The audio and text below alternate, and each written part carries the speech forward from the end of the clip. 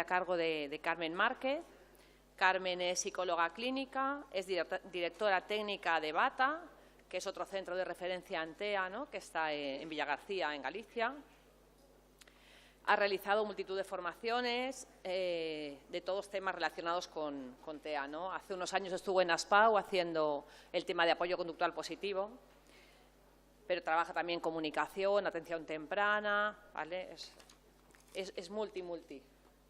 Luego, además, Carmen es una persona encantadora, siempre nos responde positivamente a los de ASPAO. Es un apoyo incondicional para las familias, me consta, porque conozco familias que trabajan con ella, ¿no?, que es un apoyo muy importante. Tiene una empatía excepcional que vais a ver ahora cuando nos haga su exposición. Muchas gracias.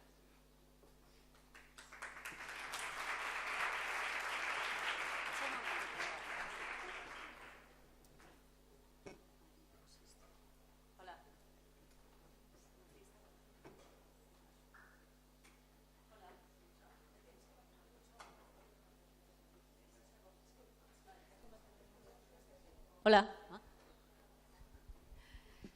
Bueno, en primer lugar, dar las gracias a ASPAO por invitarme otra vez a estar con vosotros en Valencia. Y en segundo lugar, felicitaros a todos por estar aquí a las 6:30 de la tarde, sin querer café y esperando de nuevo otra charla. Como tenemos poco tiempo, creo que me quedan 3/4 de hora. Ah, no, pues menos. Vale, 5:30. Bueno, voy a apurar un poquito. El tema que se me ha pedido, competencias de lenguaje, el lenguaje es un tema muy amplio, no solo en autismo, sino en cualquier tipo de dificultad de lenguaje o de trastorno de desarrollo. Entonces, sí que me interesa dar como algunas ideas, fuerza, como llamamos nosotros, y transmitiroslas. Por lo menos cómo las vemos en el equipo o en los equipos en los que yo trabajo. Si puedo compartir y podemos compartir luego experiencias y situaciones que vivimos habitualmente en el desarrollo del lenguaje de las personas en el espectro del autismo.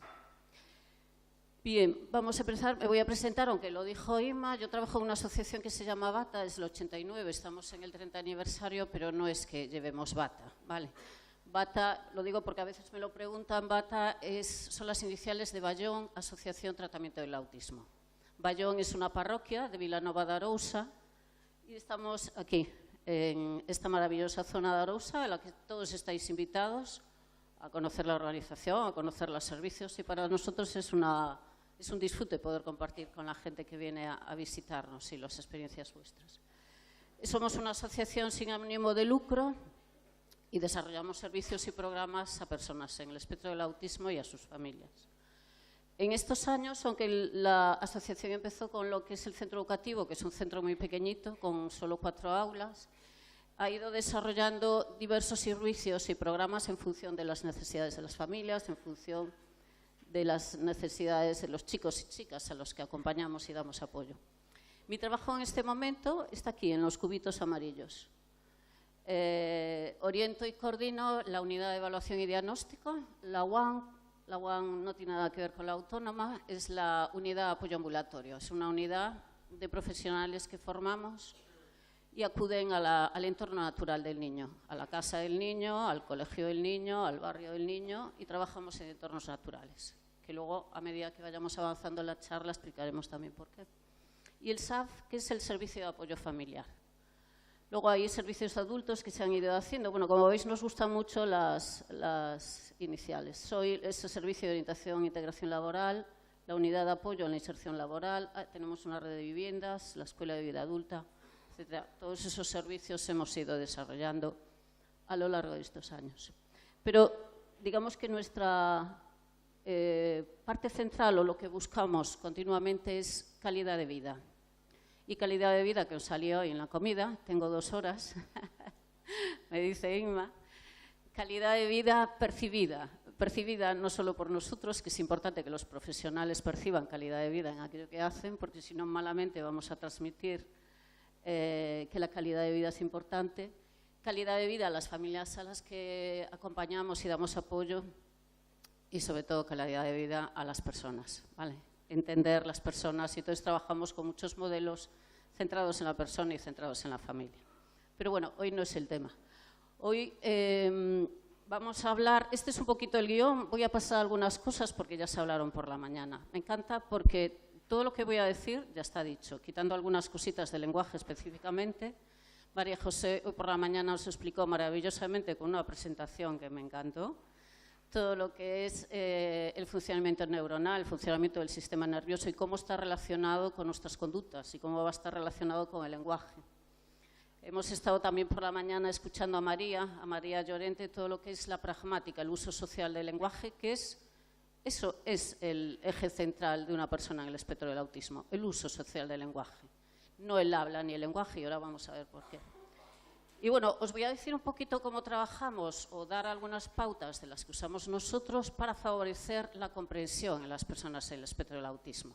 Yo estoy segura que muchas personas que estáis aquí trabajáis, conocéis sistemas alternativos de comunicación. Yo hoy no me voy a meter en eso, pero sí me voy a meter en lo importante que es que ese niño o que esa persona comprenda antes de poder expresarse, porque si no, estamos un poquito empezando la casa por el tejado en vez de por abajo.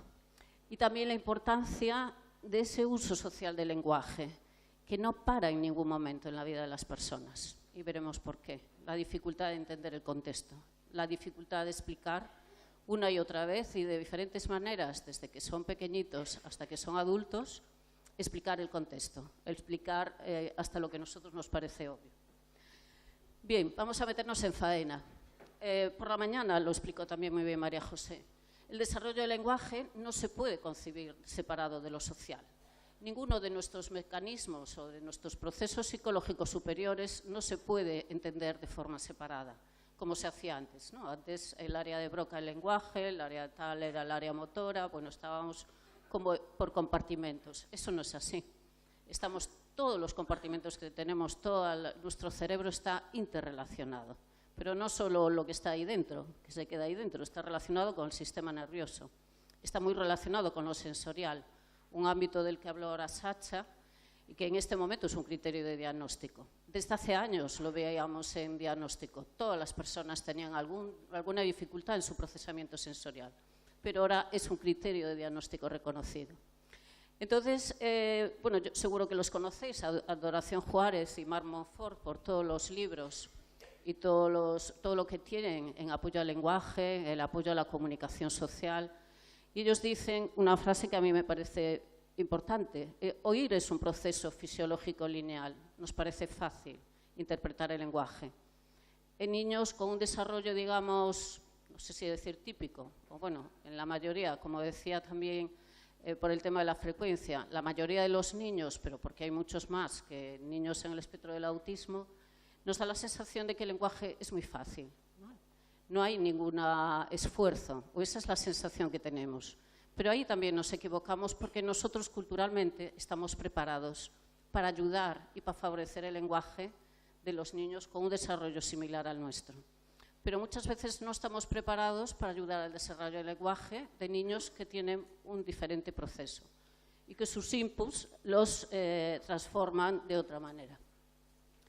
Bien, entonces el lenguaje depende de procesos neurológicos, todo lo que habló esta mañana María José, el funcionamiento de las neuronas, su relación, todo lo que es la actividad nerviosa, ¿no? Hay inputs que aparecen, nuestro sistema nervioso los traduce, llegan al cerebro y hay una salida. Pero depende también de procesos neuropsicológicos importantes, en el caso del lenguaje. Depende de la atención, depende de la memoria y depende mucho de la motivación. Quiero decir, sin estos procesos neuropsicológicos, el lenguaje es muy difícil. Si no hay memoria, si yo no puedo recordar las palabras que yo voy aprendiendo, si no puedo evocarlas, si no tengo la capacidad de memoria de trabajo, me va a ser muy difícil mantener un discurso y coordinarlo. Si no presto atención a lo que están diciendo, si el nivel de sensorialidad y de filtro auditivo es alto, o sea, bueno, las dificultades son altas en este ámbito, yo voy a estar escuchando muchos sonidos dispersos, como si estuviera cuando estáis sintonizando una radio y se oye mal, pues igual, ¿no? Entonces, esto impide que yo pueda estar escuchando bien los sonidos y pueda estar codificando lo que es el lenguaje. Y, evidentemente, la motivación. Quiero decir, el interés y la atención que nosotros tenemos ante diferentes actividades Si el lenguaje y la comunicación a mí me resulta fácil y agradable, yo voy a enganchar ahí. Si me resulta algo tedioso, si me resulta algo muy difícil, si me resulta algo que no entiendo, yo voy a obviar eso. Por lo tanto, también salió esta mañana la importancia de la motivación, la importancia de vivir las cosas con emoción. Y la sensopercepción, que está a todos los niveles, a nivel del sistema nervioso y está afectando continuamente. Y no solo los sentidos, el gusto, el tacto, la vista. Hay dos sistemas que afectan fundamentalmente a las personas en el espectro del autismo, que son el sistema propioceptivo y el sistema vestibular. Entonces, antes, cuando hablaba Sacha, que es muy importante tener en cuenta esto, yo diría que es imprescindible que ya desde pequeñitos, cuando hay una sospecha de que un niño puede estar en el espectro, hacer un perfil sensorial. ¿Qué es lo que nos va a dar el perfil sensorial? Nos va a decir aquellas hipersensibilidades, aquellas cosas en las que nosotros tenemos que proteger o hacer acercamientos progresivos para que no supongan una alteración en la vida de esa persona, para que no provoquen estrés, para que no provoquen ansiedad, que se habló por la mañana. Pero también el perfil sensorial nos va a dar lo que es hiposensibilidad. ¿Qué busca de sensaciones? Para esas personas van a ser relajadores. ¿Cómo podemos ayudarles a regular? El espectro del autismo, y aquí se habló también por la mañana, hay una ansiedad de base en la mayoría de las personas, incluso desde pequeñitos. Por lo tanto, es muy importante empezar a ayudarles a regular. El trabajo de la regulación emocional en la mayoría de los modelos de atención temprana está ya constituido. Hay que empezar a trabajar regulación emocional. ¿Cómo se va a hablar de emociones si no podemos hablar de sensaciones? Entonces, todo esto lo tenemos que conocer para ayudarles. Todos, yo creo que todas las personas nos regulamos a nivel sensorial. Todos. Por eso tenemos que darle ya al niño de pequeñito esos reguladores que le van a ayudar. Pero todos, cuando estamos muy estresados y nerviosos, ¿qué hacemos? Fumamos, comemos a nivel bucal, podemos ver pelis, escuchar música, correr, si lo vestibular es lo que nos relaja, podemos desear que nos den un abrazo, sentir un masaje. La mayoría de los sistemas de regulación son sensoriales en todas las personas, no solo en el espectro del autismo. Pero aparte de todo esto que está relacionado, procesos psicológicos, sensopercepción, el lenguaje tiene un componente muy importante que es la cultura, el entorno. Volvemos al entorno. Entonces, el lenguaje, igual que decía María José por la mañana, que allá en Mozambique hacen un clic-clic a la hora de hablar y que esos niños aprenden eso, el lenguaje se manifiesta de formas muy diversas, dependiendo de la cultura, ¿vale? Cada cultura es única. Cada cultura en un ámbito familiar es único, aunque vivamos en la misma comunidad. Tenemos hábitos diferentes. En cuanto cerramos la puerta, nos comunicamos de formas diferentes. Comemos cosas diferentes, vemos programas diferentes, tenemos normas y valores diferentes. Y eso es la grandeza y convivir con gente que nos puede aportar muchas cosas. Hay algo, independientemente de que la cultura nos marque, relacionado con el lenguaje, que es muy similar y para el que estamos adaptados. Nuestro cerebro no solo responde a los inputs del presente, traemos carga en nuestro ADN, ¿vale? Traemos carga de millones de años. Entonces, igual que este estudio de Princeton en Estados Unidos, que hablando con 12 lenguajes diferentes, los niños entendían perfectamente cuando le querías reñir, cuando le estabas adulando, cuando estabas haciendo sorpresa. Hay tonos que son transculturales y que los utilizamos todos. Una madre coge a su bebé y quiere decirle, ¡ay, qué bonito eres! Y lo decimos siempre con el mismo tono, sea un inglés, un mozambiqueño, ¿vale? Lo decimos. Cuando queremos decir un no, un alto, es no, no, no, no. ¿Vale? Utilizamos siempre este tono. Y cuando alguien hace algo bien, ¡ay! Bueno, en Galicia decimos, ¡qué riquiño! ¡Ay, qué bien lo hace! Estos tonos los identifican los bebés ya con muy pocos meses, todos.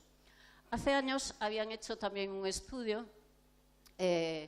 para valorar eso, no con familias con lenguas diferentes, sino con niños de diferentes países, y se veía que había 4 o 5 tonos que los entendían todos perfectamente y respondían todos perfectamente a ese tono. Es muy importante lo que se llama la charla del bebé. Y lo que tenemos que pensar también es que esta charla nos sale de forma natural cuando estamos con un bebé. Cuando estamos con un bebé, estos tonos no salen. El otro día venía en el avión, pasó una señora con un bebito de 6 meses, una chica, y no sé qué pasaba con el bebé, algo debía querer meter en la boca, que la madre decía, ¿no? Entonces oías a la bebita, era una niña, como protestando, oye, déjame, y la madre le volvía a decir, ¿no? Bueno, decía el nombre, no me acuerdo cómo se llamaba, ¿no? Esta sencillez a la hora de hablar con ese tono, de decirle solo el no, nosotros también estamos preparados para hacerlo solo con los bebés. Porque cuando el niño crece, estamos pensando en un niño con problemas de lenguaje, ¿vale? Nos estamos situando en el lenguaje.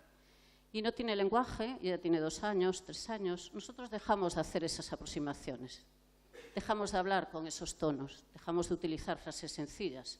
Lo que siempre le decimos cuando estamos hablando en detección temprana con la familia, frases sencillas, tonos claros, bueno, con la familia o con profesionales. No sé por qué dejamos de hacerlo. Y al niño de 2 o 3 años que no habla o tiene problemas de lenguaje, le echamos unas parrafadas increíbles. Él no tiene lenguaje, no sabemos lo que comprende, pero le decimos, mira, Pepito, ahora te tienes que sentar, porque vamos a hacer y eso no está mal y no está bien, y Pepito no se entera de nada, porque tiene una dificultad de comprensión del lenguaje. Y los tonos, cuando a veces también estás en el colegio y ves el profesor que le dice, qué bien has hecho esto, oye, genial, Juan, lo has hecho estupendamente, te mereces, muy bien, muy bien. Y de repente ves que el niño se va a meter los dedos a los enchufes y la profesional le vuelve a decir, no, Juanito, no puedes meter los dedos en los enchufes, eso no está nada bien. Ese tono no da ningún tipo de explicación, no está informando a ese niño. Estamos hablando de niños con poco lenguaje, con poca comprensión. Con lo cual tenemos que ser, cuando nos relacionamos con niños, con personas con poco lenguaje, tenemos que ser muy expresivos. Nuestro tono tiene que decir, que tiene que transmitir. A lo mejor no nos ven, pero ellos están entendiendo si le decimos no, está mal, o si le decimos genial, lo has hecho estupendamente. Ellos lo van a distinguir muchísimo mejor que si nosotros le estamos diciendo bla, bla, bla, bla, bla, bla. Y esto lo perdemos, no sé por qué. Lo recuperamos cuando empezamos a decir, para relacionarnos con niños que no desarrollan lenguaje, tenéis que hacerlo así. Pero sí que es verdad que tenemos como que aprender de nuevo, con niños que tienen dificultades de lenguaje y en la aparición del habla, a volver a relacionarnos con él, ¿vale? La comunicación va a ser distinta. Vamos a provocar distintas formas de aprender. Bien, resumiendo un poco lo que dije ahora, es que el lenguaje emerge con procesos básicos, neurológicos, psicológicos, sexopercepción, pero hay una cosa muy importante. El lenguaje es una función psicológica superior. Quiero decir, cuando nosotros tenemos lenguaje, lo que vamos a hacer es ayudar a reorganizar mecanismos y estructuras perfeccionando sus funciones. Quiero decir, tiene un efecto rebote el lenguaje. El lenguaje nos ayuda al conocimiento, el lenguaje nos ayuda a las funciones ejecutivas, el lenguaje nos ayuda a la coherencia central. ¿Vale? Por eso la importancia del lenguaje es tan alta y por eso es muy importante empezar a trabajar cuanto antes. Amy Klein, ¿sabéis quién es Amy Klein? Es un científico, bueno, es un estudioso americano que está estudiando en la detección de bebés muy pequeñitos y a partir de los 6 meses el contacto ocular. Es un predictor de criterio de un diagnóstico de autismo ya a partir de los 6 meses. Amy Klein, una de las cosas que dice es que el autismo se crea a sí mismo a medida que el camino del aprendizaje se bifurca, a medida que el proceso de desarrollo psicológico cambia, 18 meses, 24 meses, nosotros o los niños en el espectro del autismo se van adaptando, porque todos los cerebros se están adaptando continuamente al entorno. Tengas autismo, tengas hiperactividad, tengas un TEL o no tengas nada, o tengas discapacidad. Nuestro cerebro tiene la capacidad de estarse adaptando constantemente. Con lo cual, si no empezamos a trabajar, a desarrollar sistemas de comunicación, a desarrollar conductas que promuevan la expresión, a desarrollar que ellos comprendan lo que le queremos decir, vamos a estar perdiendo un tiempo precioso, un tiempo que va a influir en capacidades superiores. Antes por la mañana Concha decía que aquí antes de los 3 años no se quería diagnosticar, es así, por no etiquetar a la gente. Sacha lo decía muy bien, la etiqueta está en nuestra cabeza. Nosotros cuando hacemos un diagnóstico no etiquetamos a nadie. Si vosotros venís, o si nosotros, digamos, los que no tenemos grandes dificultades. Vamos a un psicólogo, seguramente nos vería muchas cosas que podemos mejorar. Que nos pone un nombre, vale, Pili, Margarita, Pepe, pero eso no es una etiqueta. Quiero decir, el informe diagnóstico ayuda, es una hipótesis de trabajo para saber por dónde podemos actuar. Y evidentemente cuando trabajamos comunicación y lenguaje con una persona con autismo es distinto que una persona con un desarrollo habitual, ¿vale? Entonces, la etiqueta, no hay etiquetas, es simplemente reconocer que ese niño, cuanto antes, como dice Amy Klein, cuanto antes esté dando apoyo al lenguaje, a la comunicación y sobre todo al uso social de la comunicación de ese niño, va a empezar a tener apoyos y va a empezar con procesos psicológicos superiores a prestar atención a muchas otras cosas, a prestar atención al entorno, al contexto. Muchas veces cuando hablamos siempre esto de que el niño no mira, que el niño mira a la boca de las personas, que no suele mirar la mirada, no suele, perdón, mirar nuestros ojos porque no le dan información, pero tenemos que aprovechar esto. Ellos miran y contactan y les encanta, como a todas las personas que tienen problemas de lenguaje o como a un sordo. La sincronía de los sonidos y la sincronía de los labios les ayuda, les motiva más. ¿Qué es lo que está viendo Amy Klein en sus estudios? Que los niños muy pequeñitos, ya 6 meses, un niño entre gemelos incluso, un niño en el espectro y un niño con desarrollo típico, están viendo en diferentes habitaciones, niños que viven en la misma familia, que tienen la misma educación. En 2 habitaciones distintas se están viendo el mismo vídeo. El niño en el espectro del autismo no se fija en la cara de las personas que aparecen en el vídeo, no le está dando información. Se fija pues, un reloj que está al lado, se fija un movimiento que pueda hacer la persona que le está hablando, pero apenas conecta la cara de la persona, la cara no le está dando información. ¿Qué le dan la información? Los sistemas, lo físico, como dicen ellos. Lo que dijo muy bien antes Sacha, ¿dónde se está fijando? ¿Dónde está esto? ¿Dónde está la cámara? Las cosas que permanecen son los que le dan información del contexto. Nosotros para ellos, y ellos lo dicen, y lo dicen muchas veces, somos impredecibles, somos surrealistas hablando. Tanta metáfora, tanta ironía, los confunde. Y luego nuestra cara cambia continuamente de expresión. Nosotros no nos damos cuenta, pero si nos grabamos, yo siempre digo, grabaros cuando estáis hablando sobre todo con un niño, y estamos, hola, ¿qué tal? No sé, qué mal, no sé qué, ¿cómo lo hiciste? ¡Bota!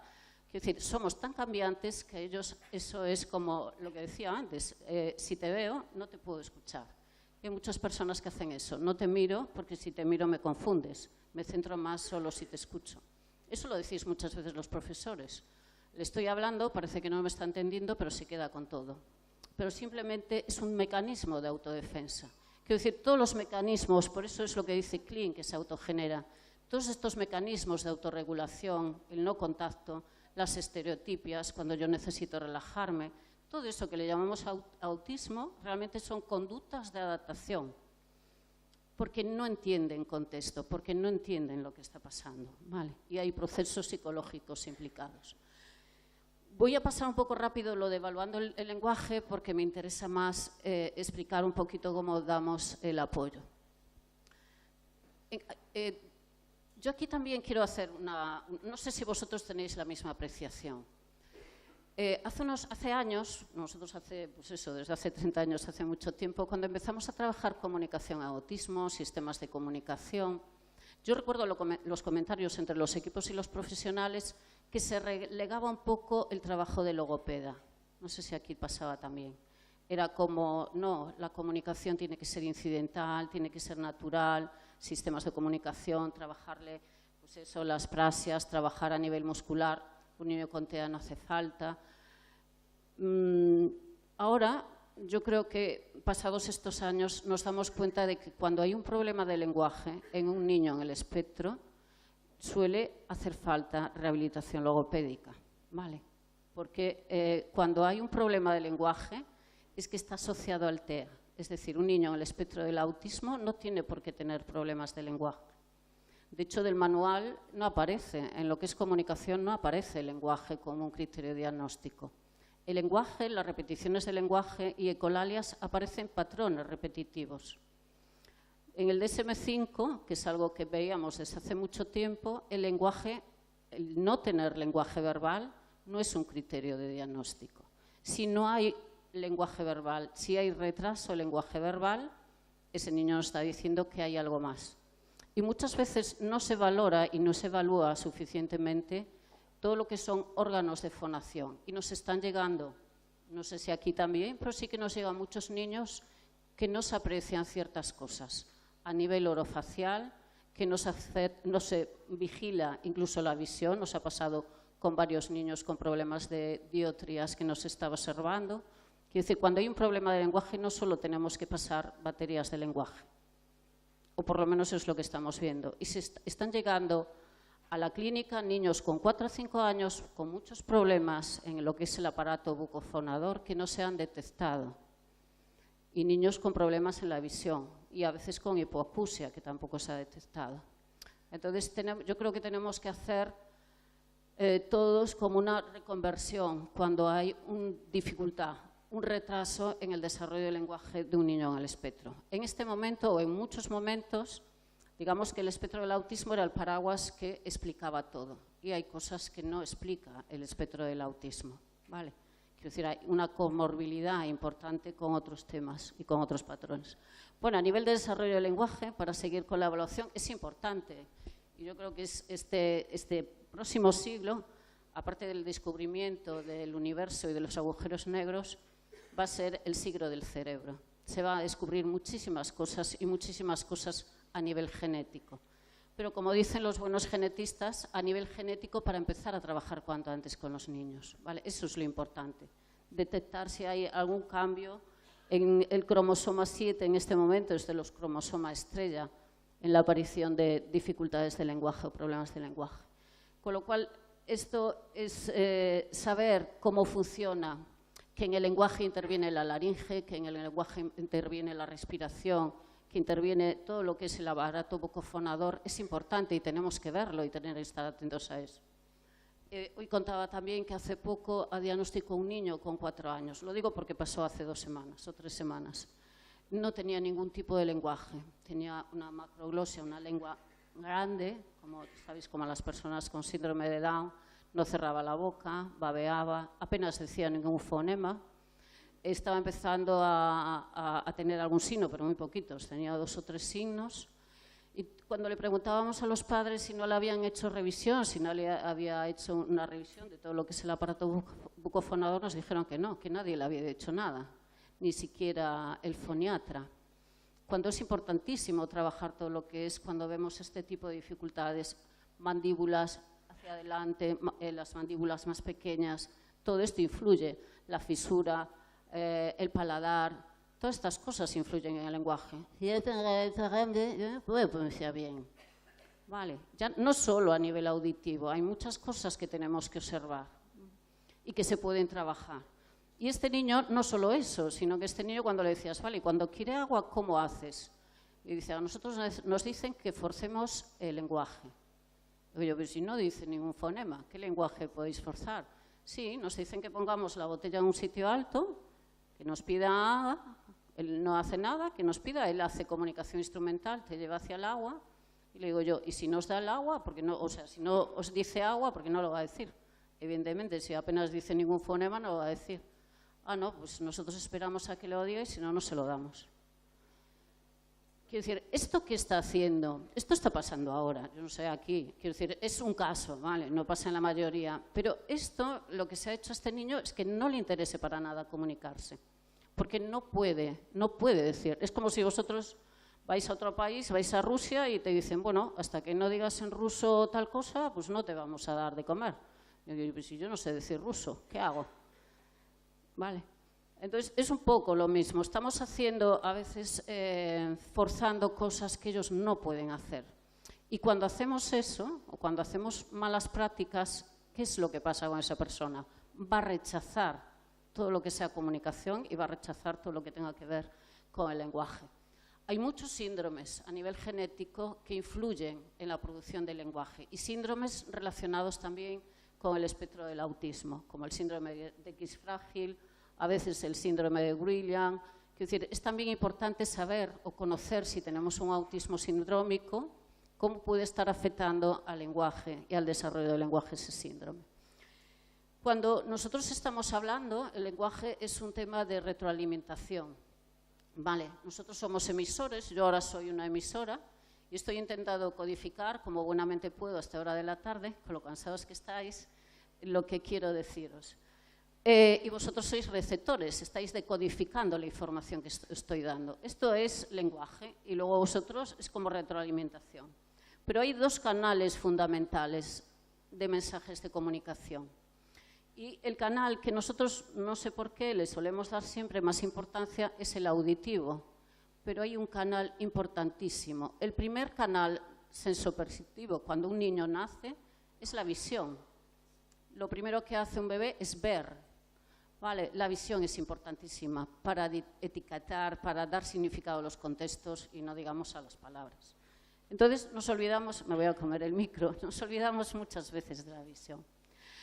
Quiero decir, cuando son pequeñitos y cuando hablamos de estimulación del lenguaje, todavía seguimos escuchando cosas como no vamos a dar apoyos visuales, a ver, los menos casos, no vamos a dar apoyos visuales para que se promocione el lenguaje, no gestos, porque los gestos no van a ayudar al desarrollo del lenguaje. Todo esto que estamos haciendo lo que está es impidiendo al niño comunicarse y sobre todo entendernos. Y lo peor, desregular porque no entienden lo que está pasando, no entienden lo que les estamos intentando decir. Entonces, el sistema visual no es que lo digamos por experiencia, por personas que trabajamos en el espectro desde hace tiempo, por los estudios que tenemos o por los libros que tenemos. El sistema visual, es importantísimo. Los bebés ya con 6 meses aprenden, están preparados para percibir a nivel visual todo lo que están viendo, nombres, los cuentos, todo lo que decimos, todo lo que llamamos etiquetado. Y están atentos, y la visión y la audición están conectadas. ¿Vale? Y yo puedo estar viendo una cosa y a lo mejor no estar prestando atención, pero luego voy a ir. Cuando un niño está empezando a etiquetar, está todo el tiempo señalándote, incluso los niños en el espectro, para que le digas. Te señalan. Vaso, botella. Ellos no dicen nada, pero te señalan. Les encanta oír el significado de los objetos. Eso es comunicación visual y auditiva. El contacto visual es muy importante. Los niños empiezan a entendernos, antes cuando hablábamos de lo emocional, empiezan a entendernos ya desde muy pequeñitos.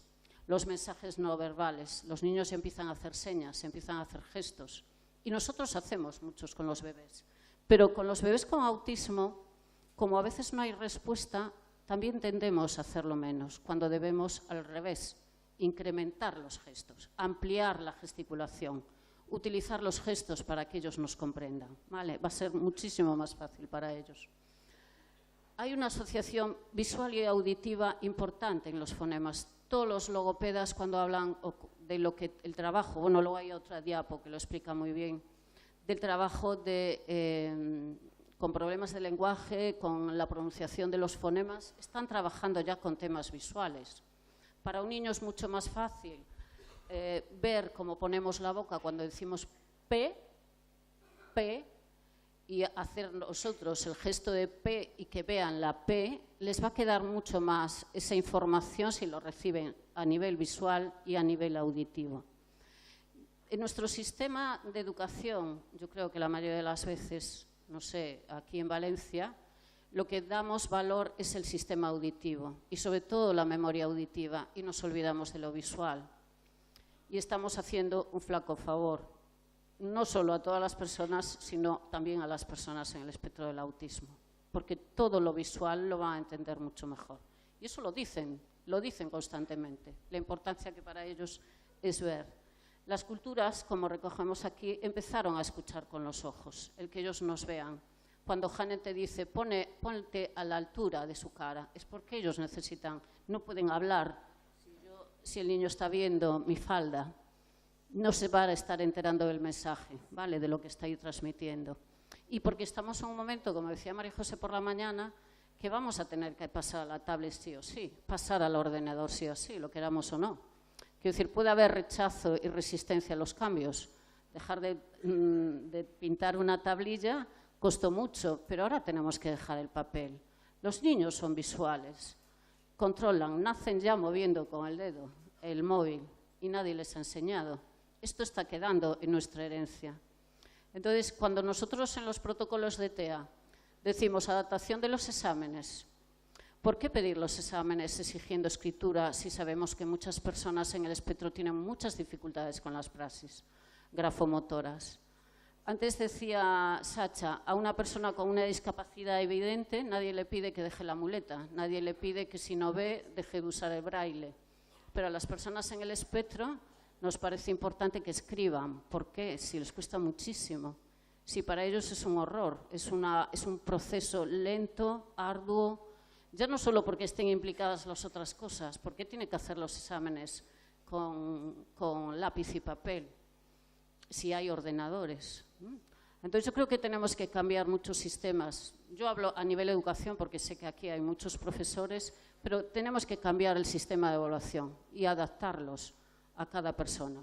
Las aulas en este momento lo que menos tienen, antes no sé quién decía que dentro de poco los que nos van a diagnosticar son ellos, porque nosotros seremos menos, yo siempre le digo yo, amiga vuestra, hacerme un buen diagnóstico, porque yo estoy convencido que esto es un cambio que se está produciendo y que cada vez vamos a ver y vamos a estar y vamos a conocer con más personas neurodiversas, no solo en el espectro del autismo. Con lo cual, si no cambiamos el sistema educativo entendiendo que no podemos hacer lo mismo, exigir lo mismo, examinar de la misma forma para todos, malamente vamos a crear personas que estén tranquilas, cómodas y que les encante ir al cole. Bueno, después de este speech,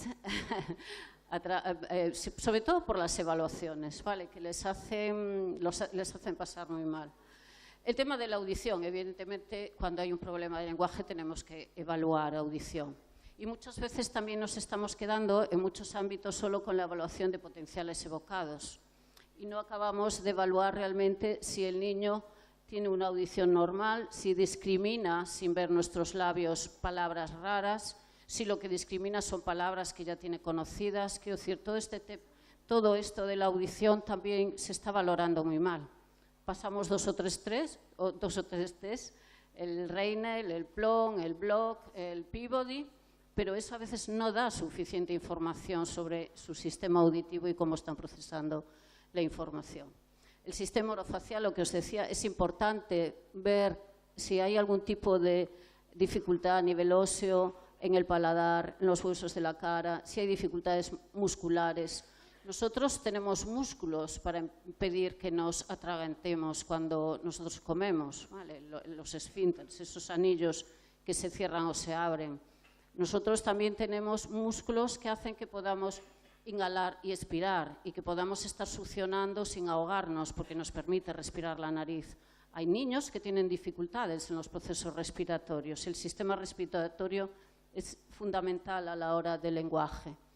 Y luego todo que a veces teníamos o que se tiene en algunos ámbitos de que todas esas terapias orofaciales, la terapia miofuncional, que lo que hace es estimular todo lo que es el aparato bucofonador, es lenta o que no les gusta, tampoco es verdad. Los logopedas lo están haciendo guay. Están haciendo sistemas de estimulación divertidos para ellos, que no lo viven como algo trágico y algo repetitivo. Y es algo importante para el lenguaje. Otra de las cosas importantes, esto a nivel de evaluar, ¿no? De abrir ventanitas a la hora de evaluar por qué un niño no está desarrollando el lenguaje. Y una importantísima, que hoy le hablamos también al mediodía, el tema de las funciones. No recuerdo con quién estaba hablando. El tema de las funciones, el tema de las necesidades. El uso social que hacemos en el lenguaje. ¿Por qué utilizamos el lenguaje para pedir, para protestar? ¿Para qué utilizamos el lenguaje? Y eso tiene un desarrollo.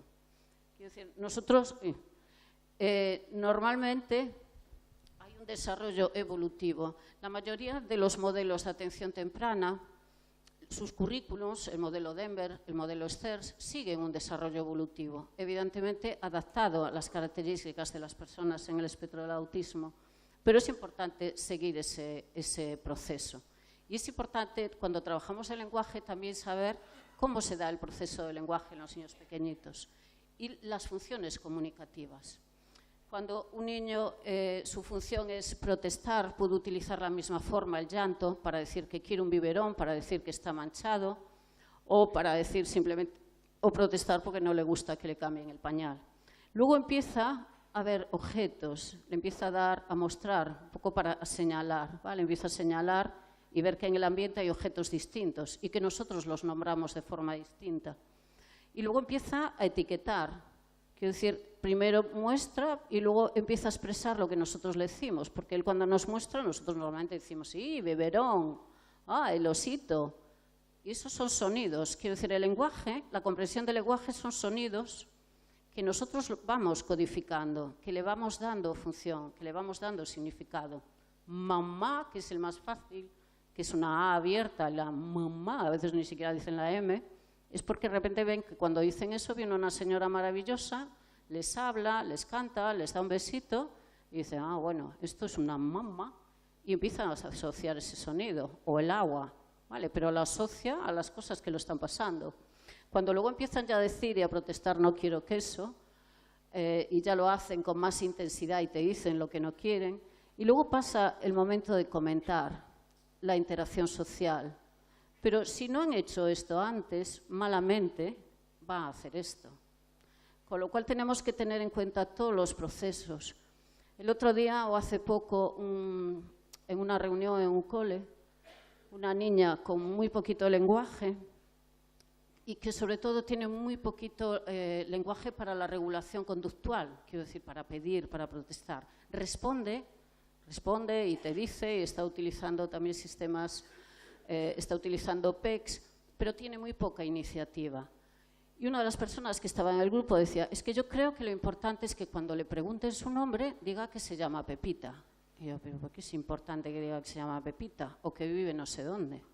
Es que le estamos pidiendo una función que es mucho más alta y todavía no está haciendo estas. Entonces, las funciones comunicativas también tienen un desarrollo. Quiero decir, si un niño no sabe comunicarse y comunicar de forma espontánea para pedir, para negar, para protestar, si no sabe saludar, si no le sale el saludar, o presumir, enseñarte una falda o llamarte la atención, malamente te va a empezar a comentar algo sobre los objetos o te va a pedir una aclaración o te va a pedir una información o responder a una pregunta. Entonces, también es importante cuando hacemos evaluación del lenguaje saber qué funciones comunicativas tiene el niño, para qué se comunica y qué utiliza para comunicarse, porque ellos también utilizan distintas habilidades desde tocar, desde enseñar o a veces imágenes que te muestran de forma espontánea. Bien, evaluando el lenguaje, evidentemente la comorbilidad. Hay una comorbilidad alta dentro de los trastornos del neurodesarrollo. El año pasado, cuando extraemos los datos de los diagnósticos que hicimos al año, casi la mitad, o sea, el 40 y algo, no me acuerdo ahora cuál, % de los diagnósticos que dimos había comorbilidad. Quiero decir, era TEA y TEL, era TEA y TDAH, o TEA y dislexia, o TEA y discapacidad intelectual. ¿Vale? Entonces, hay mucha comorbilidad dentro del espectro del autismo.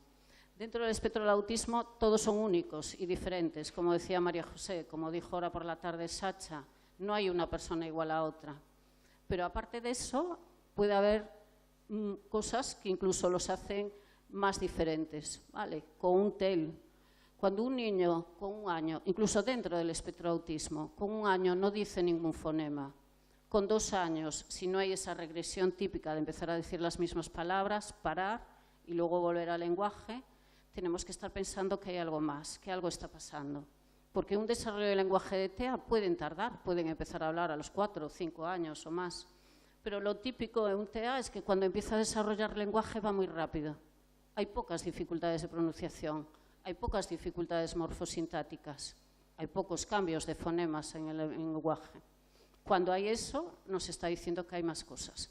Puede haber un TEL.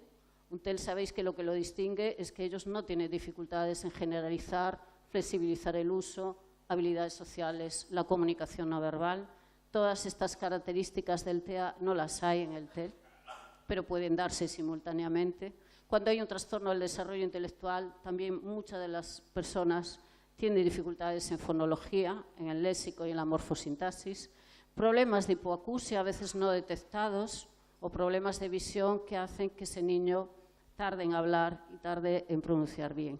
Y hay también el tema de la dislexia. Hay muchos trastornos del aprendizaje asociados a TEA que tampoco se tienen en cuenta, se solapan un poco dentro de lo que es el trastorno. Y cuando hay una dislexia que sí aparece con la lectoescritura, pero ya el niño nos está diciendo antes con el lenguaje que hay problemas en interpretar los sonidos. La dislexia es la dificultad de pasar los fonemas a grafemas.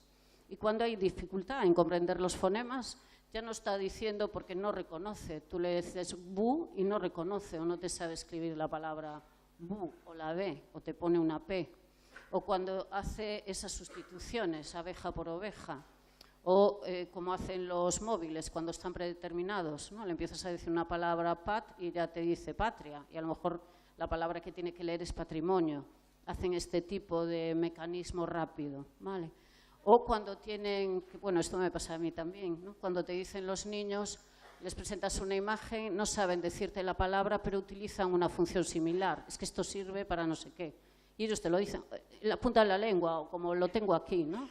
Todo esto está dando a entender que puede haber un problema de dislexia. Y ahí hay muchas veces problemas ya de lenguaje anteriores a la dislexia.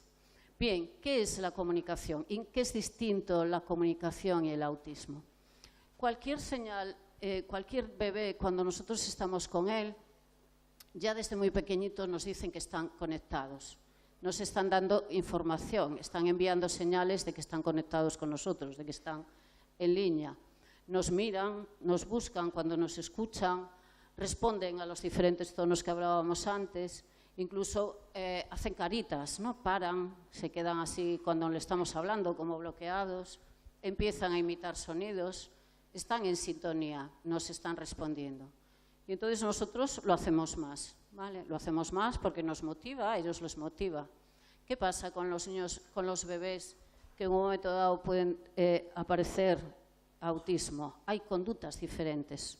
Conductas que a veces te lo dicen también las familias, no son tan motivantes porque tú le hablas y el niño no te mira, porque a veces les cuesta incluso a nivel motor sostener la cabeza y es como no le interesa lo que le estás diciendo, no imita sonidos. El tema motor, muchos niños con determinados perfiles, el tema motor, los primeros años te dice la familia que no se mueve, que es un niño muy tranquilo, que no demanda atención, pasa el primer año estupendo y cuando empieza a caminar parece que quiere caminar y hacer todo lo que no hizo en ese primer año. Vale, todas estas cosas hacen que a veces sea complicado la comunicación el primer año de vida con una persona en autismo. A veces no se ríen, no es las ideas que comentaba Sacha, yo estoy totalmente de acuerdo. Hay muy falsas creencias, muchas falsas creencias con estas personas, pero sí a veces es cierto que la risa está como no sintonizada, o se ríen no en los momentos que están interactuando, a lo mejor se ríen después, o se ríen cuando no tienen que reírse, o cuando no les estás diciendo, pero quiero decir, la comunicación es distinta, a veces no da la sensación de que estén tan en línea. Con lo cual, tenemos que entender, ya desde bebés, con un bebé en el espectro del autismo, que nuestra comunicación hacia ellos tiene que ser distinta y la tenemos que facilitar. CLIN en este momento y varios investigadores en todo lo que es el contacto ocular nos dicen que ya hay diferencias en el primer semestre de vida. Cuando hay diferencias, cuando estos niños no miran a la cara de la persona, sino que miran objetos y a contextos, digamos, más físicos o objetos más físicos, hay una proporción alta en que ese niño tenga un diagnóstico a los 36 meses de edad de autismo. Vale, y las diferencias, y en muchos de ellos lo que hay también se ve un declive, quiero decir que a veces empiezan a fijarse más en las personas y luego van gradualmente dejando de establecer contacto ocular. Bueno, hay máquinas, ya hay en algunos sitios, yo creo que en España también están utilizando, en Autismo Burgos o así, yo creo que estaban haciendo un proyecto también y utilizando y viendo si realmente la detección es importante. ¿Y por qué es importante? ¿Por qué se empeña mucha gente en detectarlo cuanto antes? No para ponerle etiqueta, sino para intervenir. Porque si empezamos a intervenir a esas edades, con 6 meses, con 8 meses, yo os puedo decir que la diferencia es impresionante. Y a veces la intervención no es tan complicada. Con 2 o 3 cositas podemos cambiar mucho la vida de ese niño, el desarrollo de la comunicación de ese niño. Hoy por la mañana me enviaban un vídeo de una niñita, yo la conocí en agosto, era una niña que acababa de cumplir el año, pero estaba muy desconectada. O sea, no es solo que no hubiera contacto ocular, sino que muchas veces con los padres casi no respondía a lo que le decían los padres, creaba sus propios, en la sala donde estábamos, cuando tenía el tiempo libre, empezaba ya a crear sus propias estructuras. Se iba hacia la estantería donde estaba no sé qué, luego iba hacia los padres, luego cogía un muñeco que había allí y lo colocaba de una determinada manera, interactuaban los padres con ella, pero en el momento que volvía a estar sin hacer nada, volvía a crear la estructura, volvía a darle orden a un contexto que ella no entendía por lo que estaba haciendo allí. Eso lo hacen muchos niños, crear sus propias estructuras, que a veces no entendemos porque a ellos les da tranquilidad. En ese momento, cuando yo la vi por primera vez, a los padres simplemente les dijimos 2 o 3 cosas que tenían que hacer, que aparte os las voy a decir ahora. Y ellos se pusieron manos a la faena. Esto fue en agosto. En octubre vinieron a detección temprana para ver cómo estaba la niña. La niña conectaba ya muchísimo más con ellos, los buscaba para jugar, esperaba la interacción de juego. Cuando los padres paraban en la interacción del juego, ella ya los miraba, como diciendo, continúa con el juego, o hacía el movimiento. La niña estaba aprendiendo que la mirada tenía una función para ella, que con la mirada podía mover cosas, pues luego mover a los padres para que siguieran haciendo el caballito. El vídeo que me mandaron hoy, en el que está hablando, está saludando, está trabajando con la madre y empezando a hacer lenguaje y enseñándole a la madre cosas. Esta niña tiene ahora, no tiene un año. Estos 6 meses son fundamentales. Si no hubiera habido una intervención, si esta madre hubiera tardado más, porque a veces nos da la sensación, o por lo que dicen, no es importante, no hay que ponerle etiqueta, vamos a esperar a que cumpla los 2. Muchas veces, yo no sé aquí, pero incluso en pediatría, en Galicia, a veces las familias le dicen, no te preocupes, va a hablar, ya lo hará con 4 o 5 años. Sí, seguramente va a hablar con 4 o 5 años, pero ¿qué pasa en esos 4 primeros años? Las personas no somos setas, a los 4 años cuando empezamos a hablar, de repente no empezamos a formarnos como personas. Quiero decir, esos 4 años son muy importantes en la vida de una persona.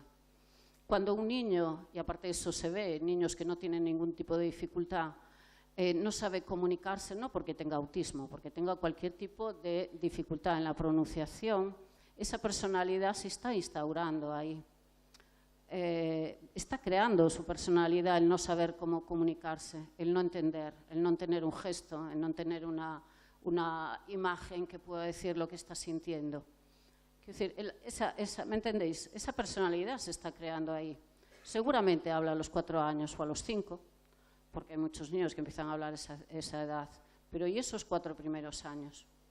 Y todas las estructuras que tienen que crear, todas las regulaciones que tienen que hacer para entender, para estar tranquilos, eso ya está instaurado, eso es lo que se autogenera. Por eso, cuanto antes intervengamos, muchísimo mejor. Yo lo digo una y otra vez y no me cansaré de decirlo porque lo veo todos los días y veo el resultado. Y no son cosas difíciles, no son cosas que estemos haciendo ahí maravillosas, ni los profesionales ni los equipos. Bien, posibles dificultades en la comunicación o a la hora del lenguaje en las personas con autismo. Evidentemente, conductas de imitación. Ya habló por la mañana María José de las neuronas espejo. El tema del contacto ocular, hay más información de nuestros labios y boca. Si lo sabemos, ¿qué tenemos que hacer? Pues darle más valor a eso que hablamos y no tanto mírame, mírame, mírame. Es que, ¿por qué me tiene que mirar si él está entendiendo la comunicación de otra forma? Atención al detalle. Esto, la pérdida de información del contexto, esto es para toda la vida. O sea, la dificultad de entender los contextos, las cosas sutiles que pasan entre nosotros, eso lo van a tener siempre, en mayor o menor medida. Todos van a evolucionar positivamente, incluso personas que no han recibido intervención.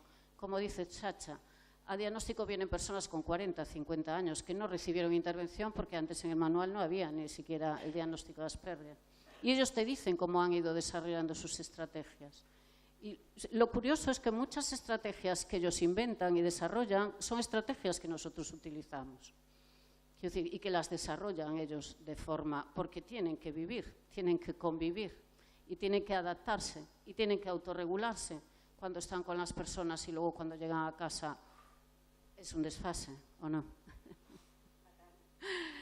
Es fatal, porque es así, esa regulación constante, el estrés que crea muchas veces o que se da a veces en los, digo entorno educativo, porque aquí hay muchos educadores, en entorno educativo, otro entorno, a veces no es el aprender, sobre todo si tienen capacidad, ¿vale? No es el que ellos no puedan, es el estrés social, de estar controlando qué es lo que está pasando, por qué este se ríe, por qué el otro me dijo esto, qué es lo que está pasando que falla y no entender nada.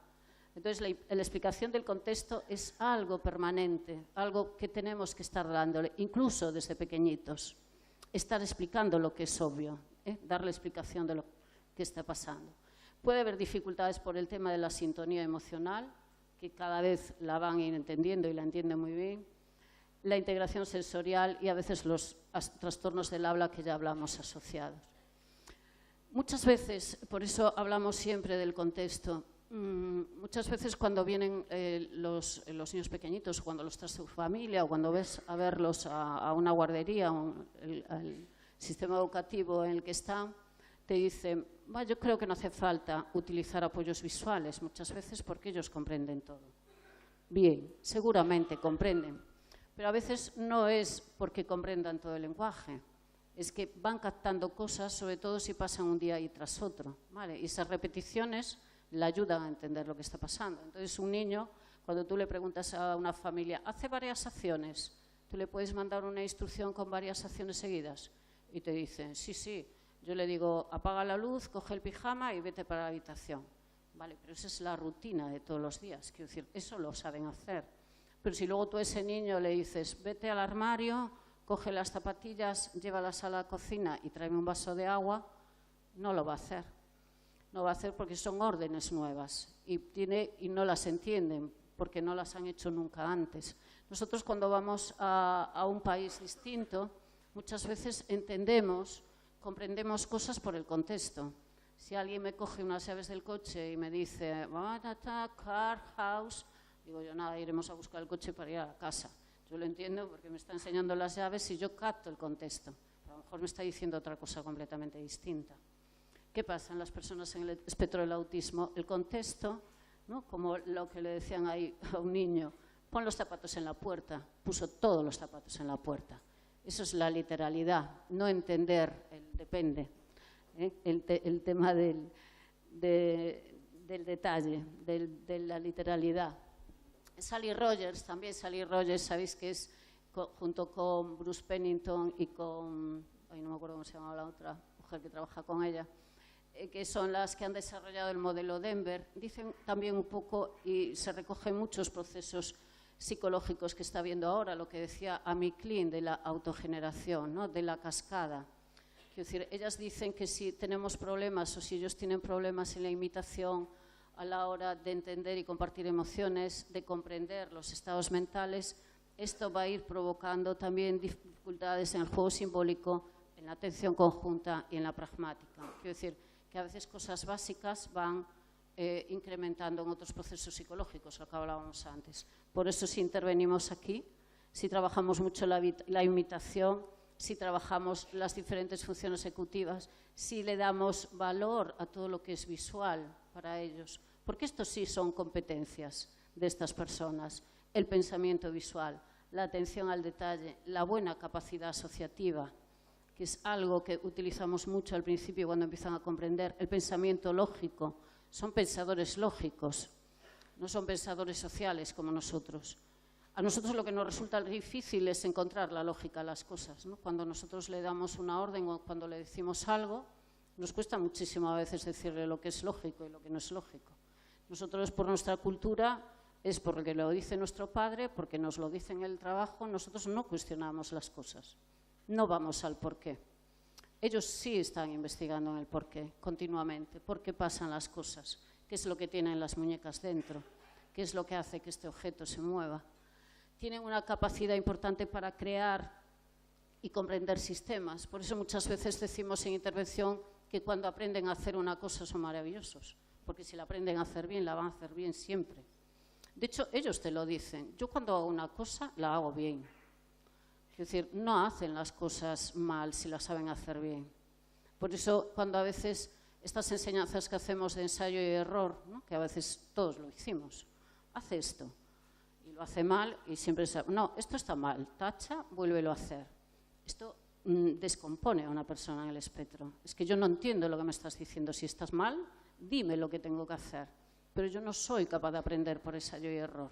Explícamelo bien, vete retirando apoyos y luego yo sabré hacerlo. Perdón, las nuevas tecnologías tenemos que aprovechar que son maravillosos. Detectan no solo errores informáticos, sino que tú a un niño en el espectro le das un móvil y sabe perfectamente. Te pueden cambiar los canales de televisión. Son lógicos con los sistemas. Los sistemas es algo claro para ellos. Nosotros no somos nada claros, pero los sistemas sí. A veces ciertas cosas, como su gran memoria, la sinestesia, que sabéis que es ver a veces o relacionar distintos sentidos, los colores con los olores, otra tal, puede ser un punto fuerte para estas personas. Y luego que son personas muy creativas, lo que es el pensamiento lateral y sobre todo en adulto. Bueno, resumiendo un poco, vamos al meollo. No sé cómo voy de tiempo. Una hora, media hora. La intervención temprana. Con todo esto que os estuve contando, resumidamente, ¿dónde tenemos que insistir? Una, media. En la imitación. La imitación hay que trabajarla, pero no imitación de imítame. No, hay que trabajar la imitación desde el juego, desde la motivación, desde el momento que él se esté partiendo de risa. Cuando trabajamos imitación, los primeros que empezamos a imitar siempre somos nosotros. Bueno, esto ya lo sabéis por Hanen y por todos los modelos que hay de intervención temprana. ¿Cómo favorecer la atención conjunta? La atención conjunta es algo más de que nos contacten con la mirada. La atención conjunta es que nos tengan en cuenta. Yo te voy a buscar porque me lo paso contigo. Genial. Yo te voy a buscar porque sé que me haces esto. Yo te voy a buscar porque sé que me cantas esta canción. Eso es atención conjunta. Buscarte y compartir algo contigo. Una canción, un objeto. Evidentemente la comunicación, el uso social. Si hay lenguaje, genial. Y si no, hay que comunicarse con ellos, que nos comprendan y que ellos puedan expresarse, como sea. La motivación central, utilizar sus centros de interés y volvemos a la comprensión del contexto. Hay muchos trabajos, muchos estudios que se están haciendo. Este lo presento aquí porque Eva Murillo, en el último congreso de ETAPI, en un estudio que hicieron con varios niños, lo que vieron es que a ellos utilizan también recursos multimodales, ¿vale? Gestos, utilizan imágenes y lo pueden hacer de forma espontánea si lo tienen integrado en el día a día. A veces incluso sin necesidad de utilizar un sistema de comunicación alternativo, pero ya lo usan. Y esto, lo que hace todas las conductas multimodales, todos los sistemas de comunicación que podemos utilizar con ellos, es que les ayudan a reorganizar también el lenguaje. Es decir, todas las cosas que ellos van aprendiendo les ayuda a regularizar y entender. Imitación.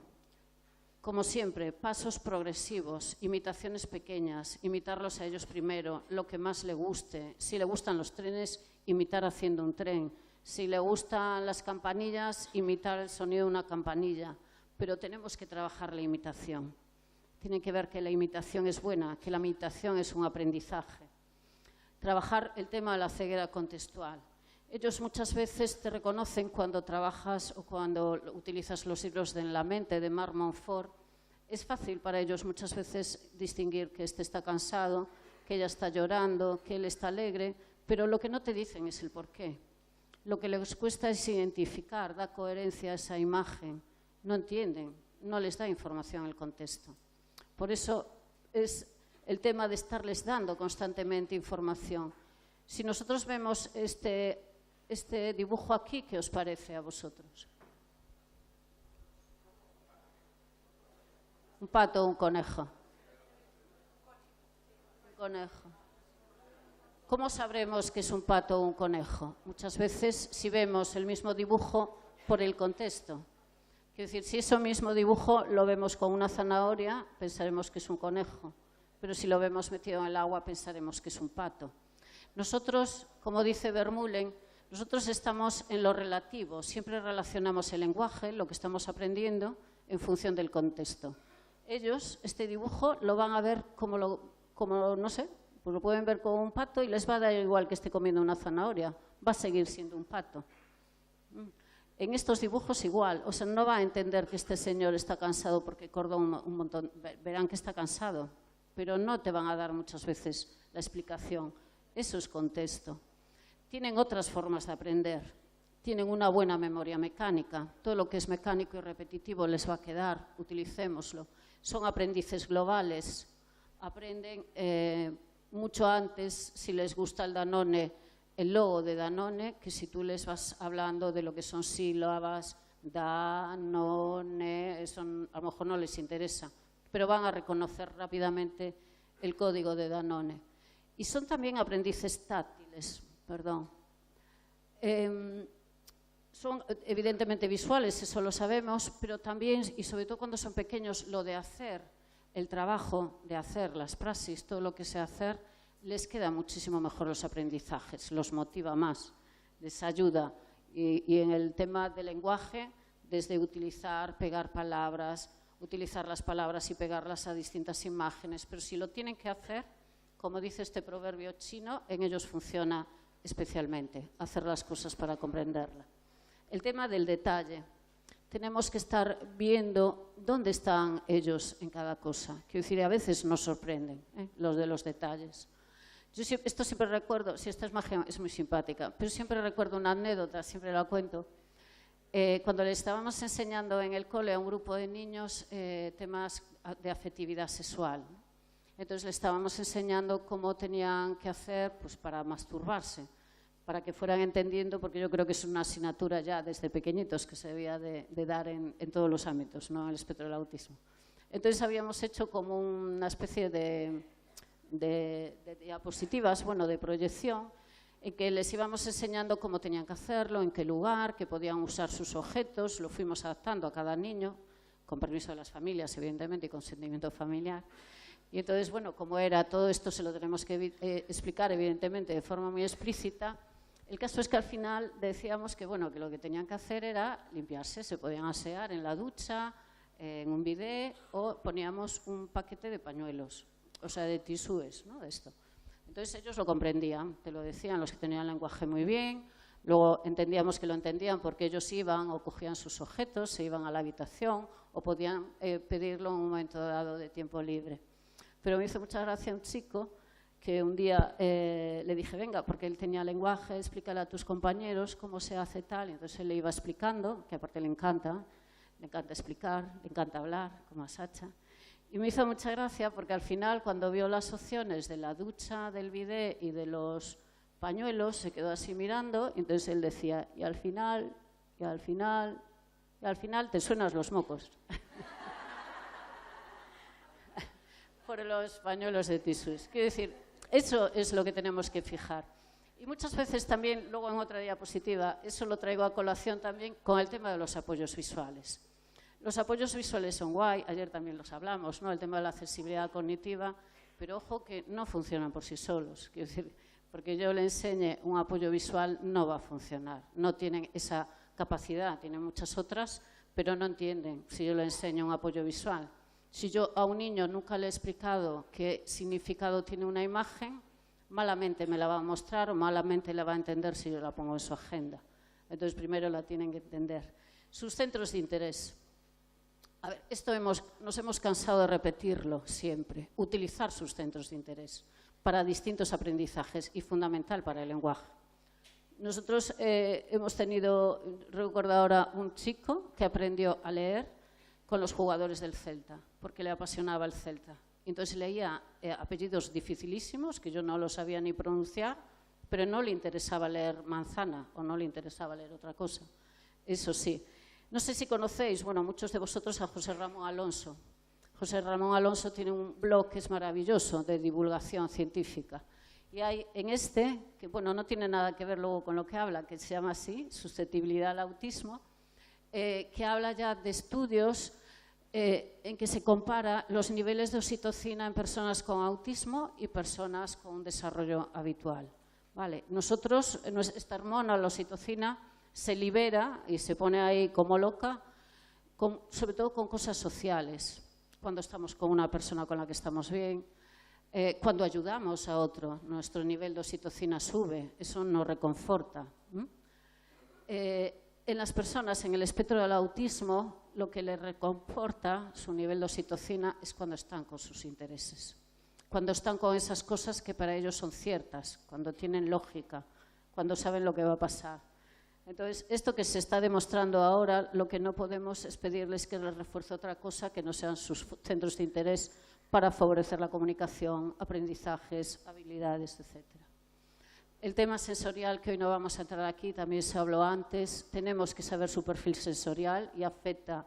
Hay siempre un desorden en el procesamiento sensorial, puede afectar a la modulación, a la discriminación sensorial, pero tenemos que saberlo porque eso afecta también a todo lo que es visión, a todo lo que es, lenguaje.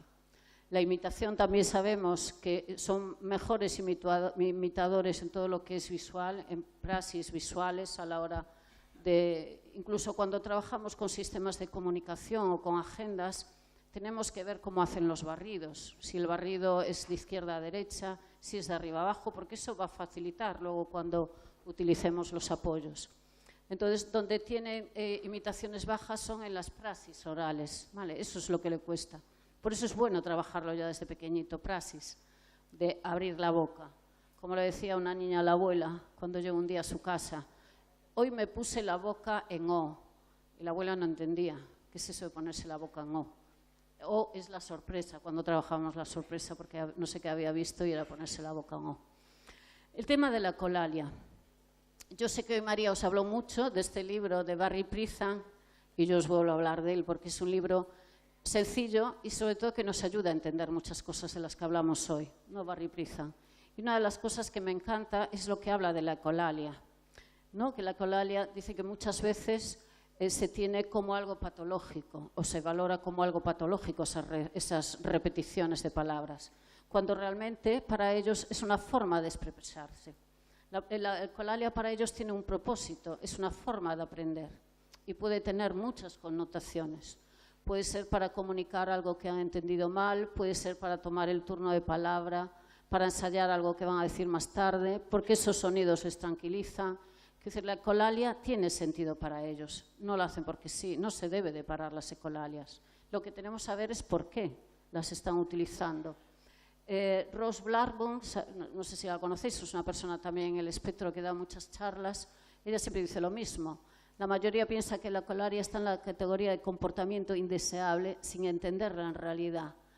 Lo que no nos preguntan es por qué la realizamos. Y la ecolalia tiene una función reguladora para ellos. Tenemos que entender por qué se está dando y si está dando, saber qué implicaciones tiene y qué otras alternativas le podemos dar para que no se haga como un refuerzo en la ecolalia misma, ¿no? Que a veces la utilizan como autoestimulación. Bien, ¿qué cosas podemos hacer antes de hablar de sistemas de comunicación, antes de empezar con la expresión? Goethe, que no era psicólogo, él decía esto: no escuchamos más que lo que comprendemos. Por lo tanto, tenemos que trabajar en todo lo que es comprensión antes de trabajar expresión. Pero eso nos pasa a nosotros. Nosotros primero empezamos a comprender, ¿vale? A cualquier bebé empieza a comprender palabras, a comprender significados y luego empieza a utilizarlos. Si no, no los va a utilizar en contexto. Bien, ¿cómo trabajamos nosotros en el tema de la comprensión? Y estamos hablando de atención temprana, pero puede valer para otras personas que no están teniendo lenguaje.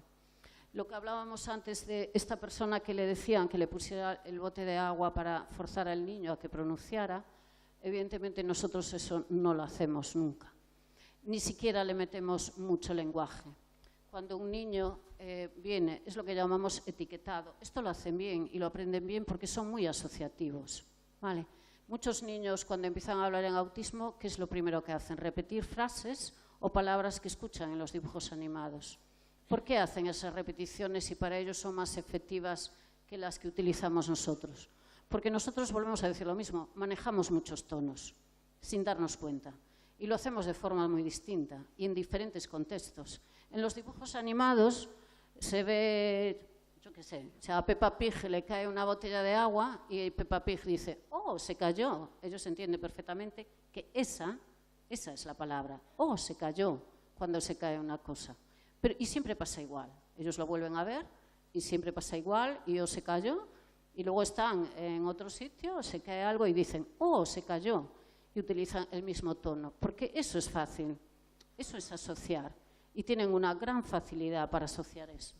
Por eso nosotros cuando viene un niño y te dice, ah, aquí que hay un agua, y te dice, ah, lo que nos sale normalmente con otro niño, ¿qué sería? ¿Quieres agua? Perdón. ¿Quieres agua? Ah, sí, ¿quieres agua? A ver, di agua, tal, cuando está empezando a hablar.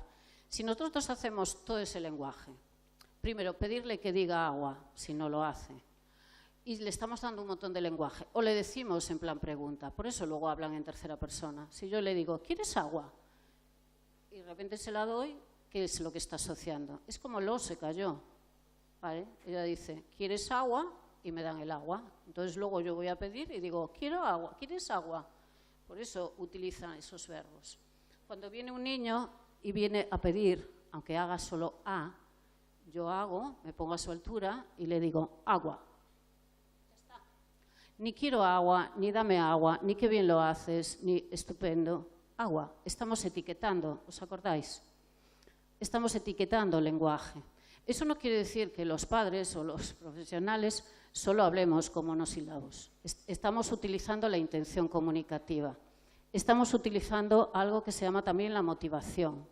Si él quiere agua, no quiere decir que yo ande detrás de él. Agua, no. Estamos utilizando el momento que está motivado a pedir agua, a pedir la tele, a pedir pan, para darle esa información. ¿Me explico? Nosotros es como lo hacemos. Cuando el niño empieza a decir agua, que eso es lo que aparece ahí, lo que sí le podemos dar, o empezamos a hablar ya, es a darle una palabra más. Empezamos a meter lenguaje, ¿vale? Cuando él dice agua, tampoco le decimos, no, dilo bien, di agua, o di quiero agua, o ahora es quiero agua. No, él dice agua, quiero agua, y se lo doy. Yo le estoy aumentando el lenguaje, le estoy dando modelo, y estoy incentivando cuando viene a mí, y estoy favoreciendo la intención comunicativa. Y está viendo que yo, personita, tengo respuesta para él cuando él quiere agua. Pero claro, si me lo ponen aquí, como lo decía este señor, que hiciera con su hijo y que no se lo diera hasta que dijera algo, yo no estoy reforzando para nada la intención comunicativa. ¿Qué es lo que está en los niños pequeñitos en el espectro? Es lo que está fallando, la búsqueda de la persona. Cuando hablamos de establecer sistemas de comunicación, lo que estamos diciendo precisamente es establecer el triángulo. Si no, ellos se van a buscar la vida. Si hay agua aquí, yo la voy a coger. No me interesa para nada ir a esa persona, si yo me puedo buscar la vida. No veo a esa persona como una persona que me facilite o que me dé a mí algo que yo no puedo obtener. Por eso la motivación, si yo le doy lo que quiere, si se lo digo claramente, sin meterle más lenguaje, yo estoy ayudando a ese niño a etiquetar, a tener lenguaje. Signos. Los signos son importantísimos. Y no estamos hablando de que los hagan ellos, ¿vale? Pero utilizar signos básicos con los niños les ayudamos a generalizar. Nosotros lo vemos muchas veces, o las personas nos lo dicen, familiares o familias. A veces tengo la sensación de que me hace caso y otras veces que me toma el pelo. ¿Por qué? Porque cambia el contexto. Porque yo a lo mejor a un niño le puedo decir, dame esa silla, y si es la silla de siempre me la va a dar. Pero si esa silla cambia, a lo mejor no entiende que sea una silla. Cuando a veces nosotros también, tanto en el cole como en casa, le decimos siéntate, utilizamos diversos términos para decirle siéntate, como está ahí el signo. No, queremos que se siente en el aula y decimos siéntate a la silla, vete a la mesa, vamos a trabajar. Se lo decimos de formas distintas. Si yo cada vez que utilizo en ese lenguaje lo que quiero es que se siente, utilizo el signo de sentarse, él va a entender que ese signo es lo que yo quiero. Vale, y el signo le ayuda a generalizar. ¿Me explico? Le estoy dando información a mayores de lo que tiene que hacer. A nivel visual, lo que hablábamos antes de los apoyos visuales. ¿cómo podemos hacer que un niño entienda que una imagen tiene información? Cuando a un niño pequeñito, año y medio, que no tiene lenguaje, si yo quiero que vea, porque le gusta mucho el pictograma del parque y que entienda que esa imagen tiene un significado, seguramente que si yo le digo, vamos al parque y le enseño el pictograma, el niño ni lo va a mirar. O yo vamos al parque y se va a ir hacia la... porque es una palabra o es una frase repetida, se va a ir a la puerta. Seguramente el niño el primer día no lo mire y a lo mejor el segundo tampoco. Pero el tercero ya va a esperar que cuando nosotros le digamos vamos al parque, vamos a sacar algo. Entonces se va a fijar en que le vamos a enseñar algo. Cuando nosotros vemos que simplemente sin decirle vamos al parque, le enseñamos la imagen y él se va a la puerta, ese niño ya entendió el significado del pictograma. ¿Me explico?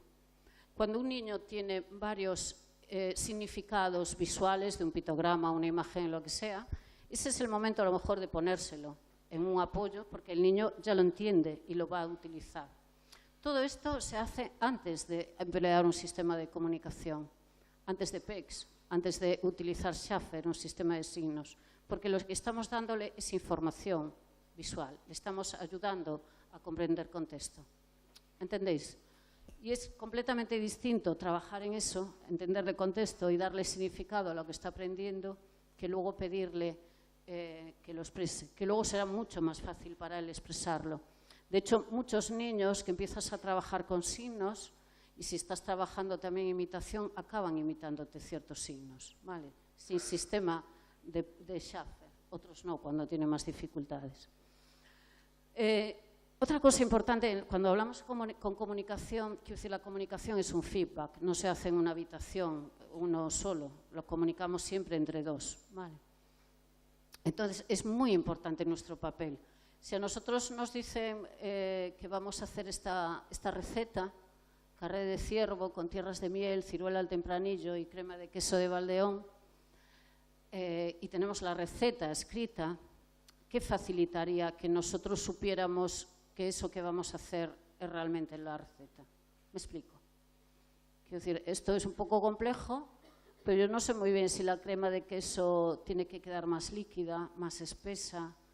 Quiero decir, toda esa información, ¿cómo la puedo obtener? Con una imagen.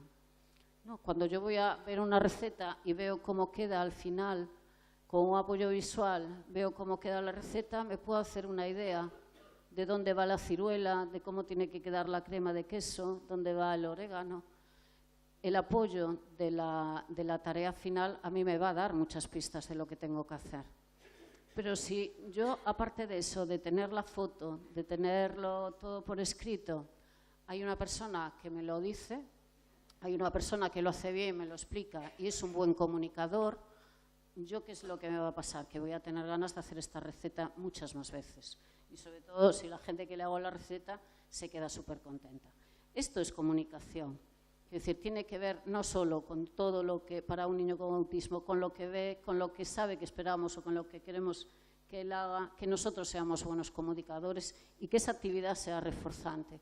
Porque comunicar es comunicar al otro, ¿vale? Es transmitir, es una acción social. Y el poder comunicativo de cualquier código, sea un código verbal, sea un código de signos, sea un código de una imagen, es el poder comunicativo. Por eso es importante que nosotros seamos los primeros reforzadores para una persona y nos comunicamos con muchísimas cosas. Por lo tanto, la intervención comunicativa tiene que pasar por mejorar la comprensión para luego enseñar destrezas comunicativas. Y esta también la traigo por lo que decíamos antes. Tenemos que saber si los apoyos que nosotros utilizamos realmente los están entendiendo. Y a veces sí que ves apoyos muy bonitos, muy bien hechos, estupendos, en cualquiera de los entornos, pero ves que el niño no los entiende. Y esto es importante. Y dices, es que no entiende o no entiende el apoyo, pero a veces es que hacemos apoyos que le resulta difícil. Y a nosotros nos parece muy fácil entender esto, pero a veces hay gente que no. Sachar hace mucho gracia. Bueno, para ser buenos compañeros de comunicación yo creo que ya lo sabéis, ¿no?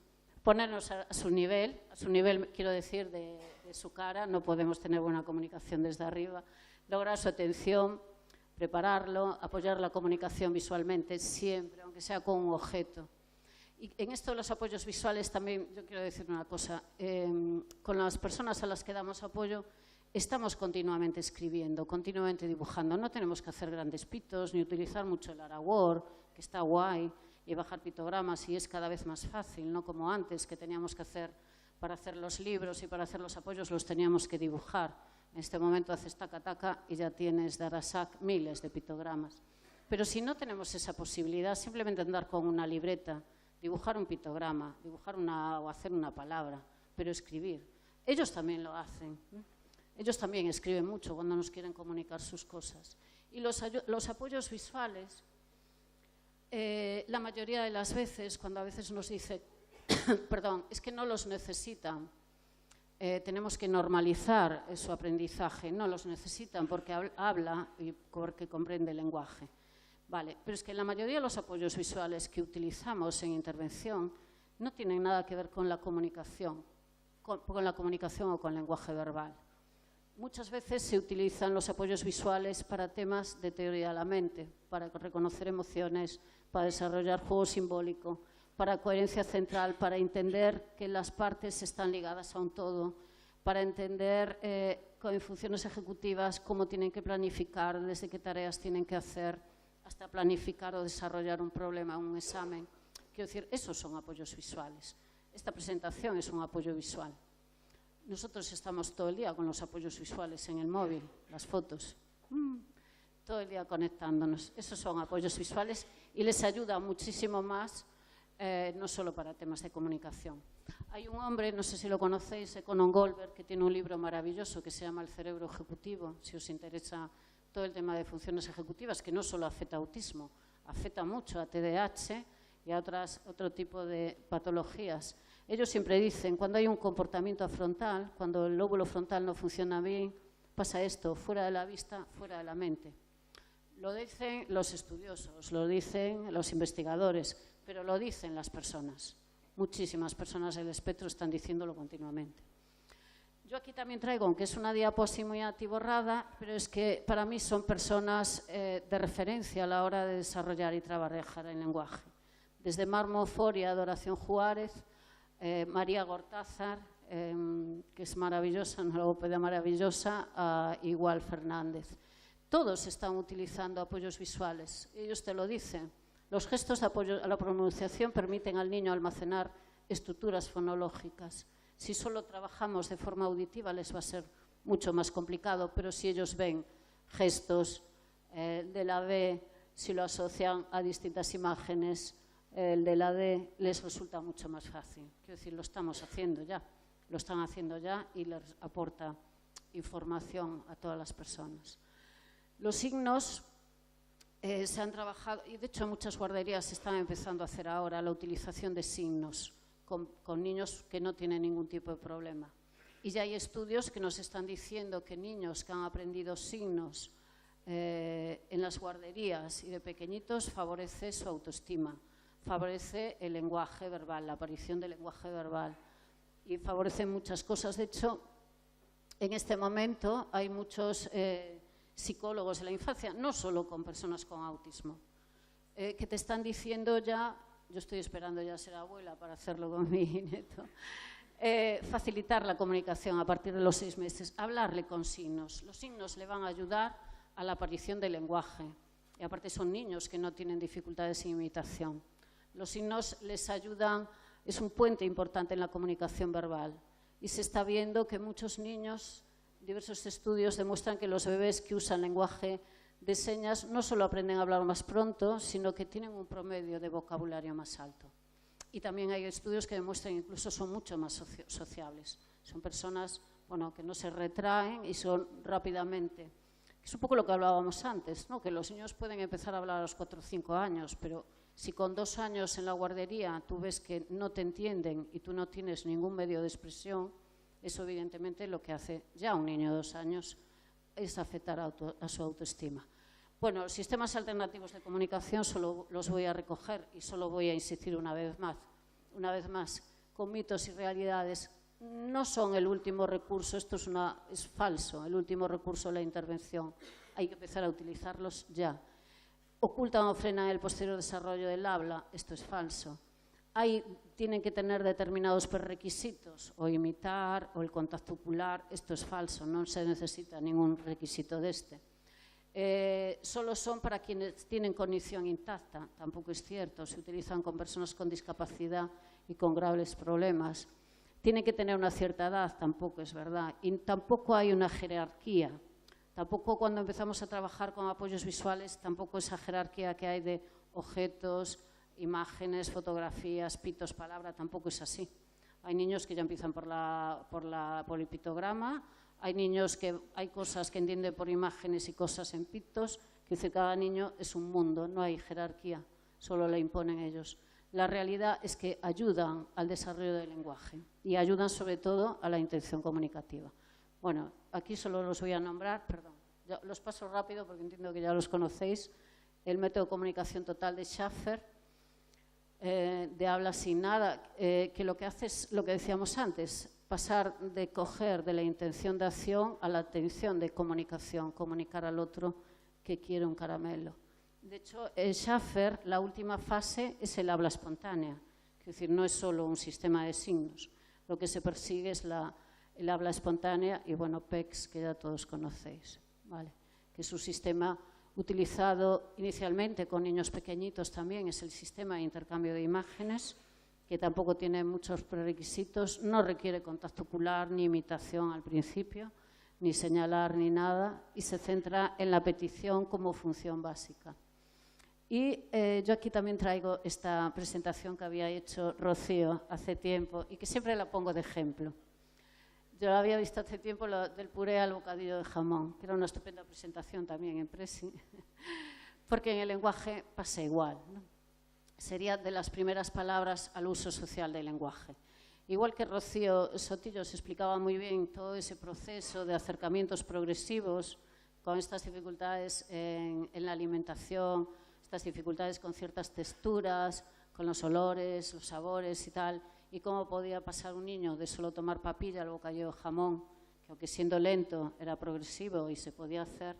Yo digo lo mismo, o sea, hay que pasar de las palabras al uso social del lenguaje.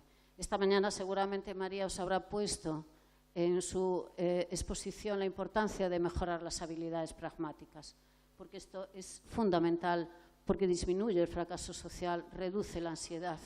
Y todas las habilidades pragmáticas las estamos trabajando ya desde muy pequeñitos.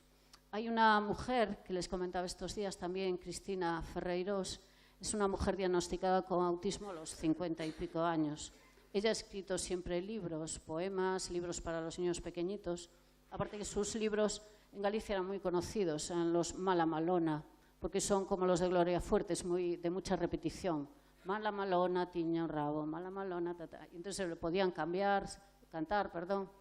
Entonces, esta mujer escribió ahora un libro, ella no narra,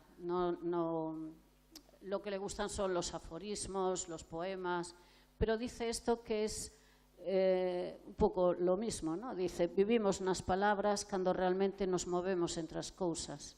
Lo que quiere decir, bueno, esto está en gallego, ellos viven lo que antes comentaban también a lo largo del día, en estas palabras, en el tomate frito, ¿no? Que les quedó ahí, viven entre las palabras, buscan palabras, significado en las palabras, y eso les hace olvidar el contexto, ¿no? Cuando ha llegado un momento, esas palabras tienen tanta fuerza que pierden el contexto de lo que está pasando. Y las palabras son poderosas, ya se me seca la boca, son poderosas en todas las edades, cuando son pequeñitos, cuando son adultos. Thérèse Joliffe, supongo que la conocéis también, está trabajando con Baron Cohen, es una mujer autista que ha hecho su tesis doctoral hablando de las emociones y el autismo. Lo dice también, es una persona con una capacidad extraordinaria. Entendí por primera vez que eran las palabras cuando las vi impresas en un papel. Ellas solían ser solo sonidos. Volvemos al papel, volvemos al apoyo visual. A ver, y esto lo utilizamos constantemente, ¿no? Cuando hablamos y les explicamos alternativas que pueden hacer a momentos que para ellos acaban siendo malos, cuando las ayudamos a tomar decisiones a través de las imágenes, cuando les explicamos qué quieren decir determinadas frases, las conversaciones en forma historieta, lo que decíamos aquí, ¿no? Enseñarles que lo que decimos, aunque lo pensemos, puede afectar a la otra persona. Bueno, este perro realmente es muy feo. Todo esto es contexto y competencia social. Hay una persona que para nosotros también es un referente importante, que es Peter Vermeulen. Y Peter Vermeulen dice esto, que es una verdad como un templo. O sea, el gran problema en TEA no son las habilidades sociales a veces, entendidas como saber qué hacer y cómo hacerlo, ¿no? Sino dónde y cuándo hacerlo, o sea, atendiendo el contexto. Y esto nos pasa todos los días. Es decir, nosotros podemos explicarle a un chico o a una chica cómo iniciar relaciones con los iguales cuando están en el patio del recreo. Podemos hacer role-playing, se lo podemos explicar con dibujos y lo saben hacer perfectamente. ¿Vale? Y ellos lo hacen y lo entienden y lo tienen en su cabeza. Pero ¿qué pasa? Luego vas al contexto, ellos van al patio del recreo, están haciéndolo bien, están haciéndolo tal y como aprendieron, pero de repente viene un chico y le da un golpe y le dice, ¿qué tal? Y entonces es como ya, ¿qué pasó? ¿Qué hice mal? ¿Qué dije mal? Estaba todo bien, estaba todo controlado y vienen aquí y me pegan. Entonces, esto pasa habitualmente, las malas interpretaciones, el no saber cómo interpretar esa situación. Por eso tenemos que trabajar en entornos naturales. Todo lo que le enseñamos en sesión hay que llevarlo al entorno, porque ahí es donde podemos ayudarles y acompañarles y a que entiendan que ese aviso o ese cachete que le dio su compañero no es una agresión, no quiere que pare, no quiere que le interrumpa. Hasta ese punto a veces hay que explicarles el contexto. Y esto es lo que dice Vermeulen, ¿no? El comportamiento no son socialmente inadecuados, lo que está es el contexto que es para ellos desconocido. Y es un gran problema. Esto también lo traigo aquí porque el otro día, bueno, vosotros conoceréis muchos niños en el espectro que dicen insultos y palabrotas y a veces no se cortan y se lo pueden decir al profesor, a los padres. Y claro, para ellos es muy difícil, ¿no? Cuando el otro día te decía un chico o la profesora que nos decía, es que me dijo que no se quede mi P madre, y que luego le dijo en otro momento, pues muérete. Y claro, luego cuando lo hablas con el chico, él te dice, pero es que eso lo dice, bueno, un familiar cuando va en el coche. Cuando le pitan, cuando le quieren no sé qué, le dice, muérete no sé qué, tal. Entonces, todas esas expresiones que está escuchando o se las escucha a sus compañeros, ¿qué pasa? Lo que no sabe es cuándo decirlas y en qué momento. Por eso el trabajo con termómetros emocionales.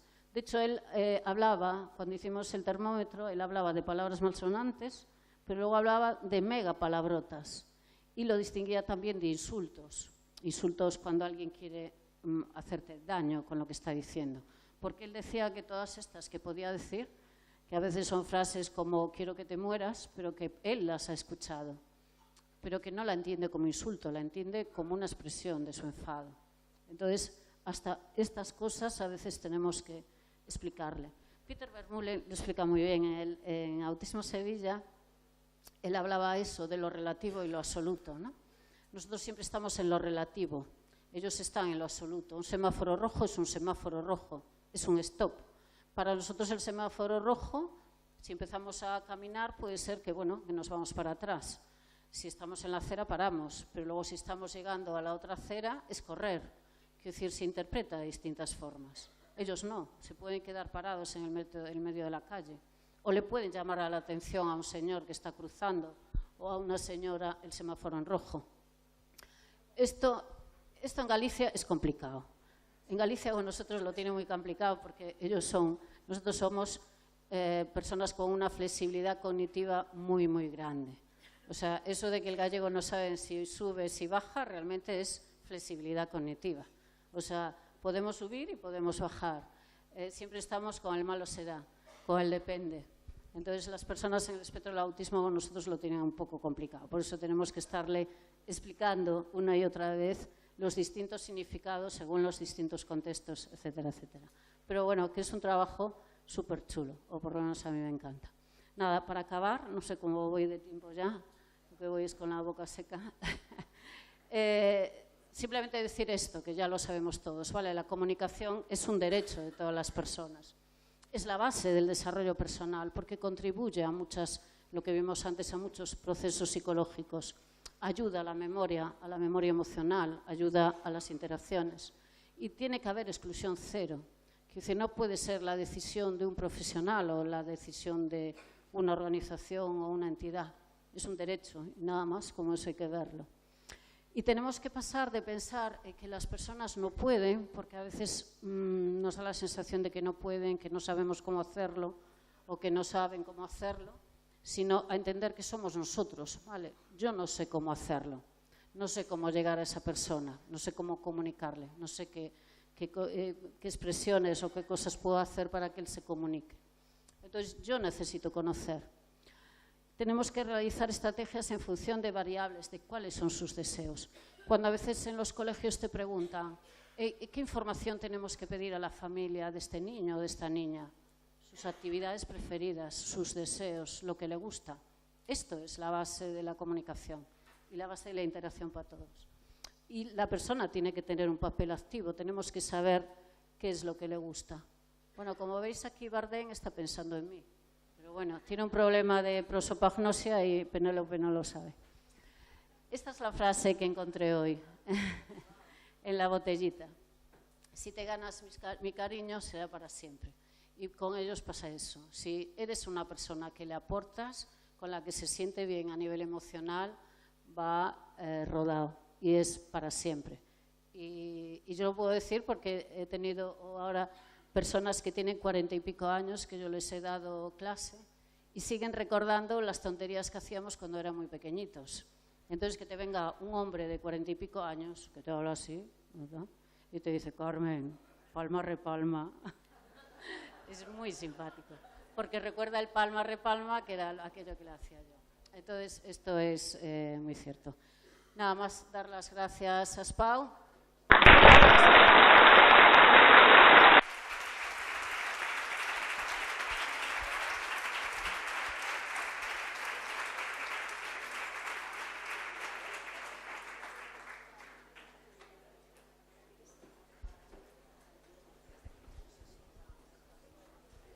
¿Hay alguna pregunta?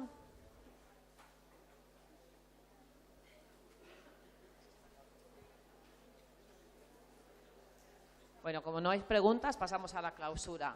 Concha, un minuto.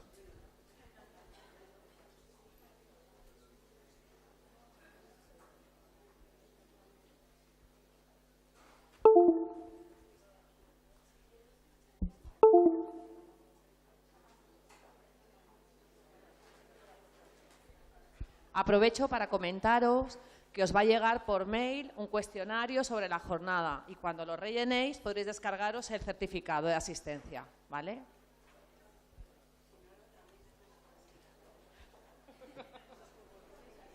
Tiene trampa, tiene trampa.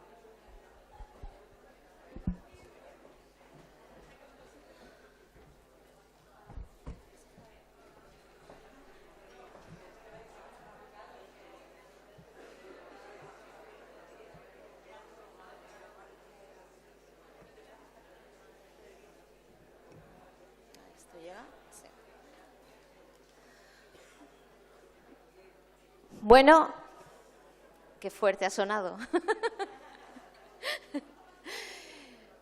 Me alegra que a estas horas todavía que esté la sala tan llena, es alucinante.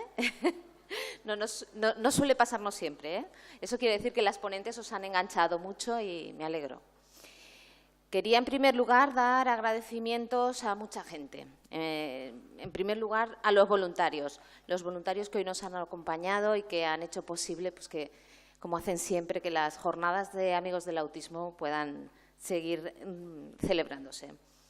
A la Comisión de Eventos, porque hacen una función impresionante, contactando con todos los ponentes, siempre buscando cosas de actualidad y personajes de renombre que puedan venir y informarnos y darnos más conocimiento del que muchas veces podemos asumir, porque en un día tanta información es agotadora.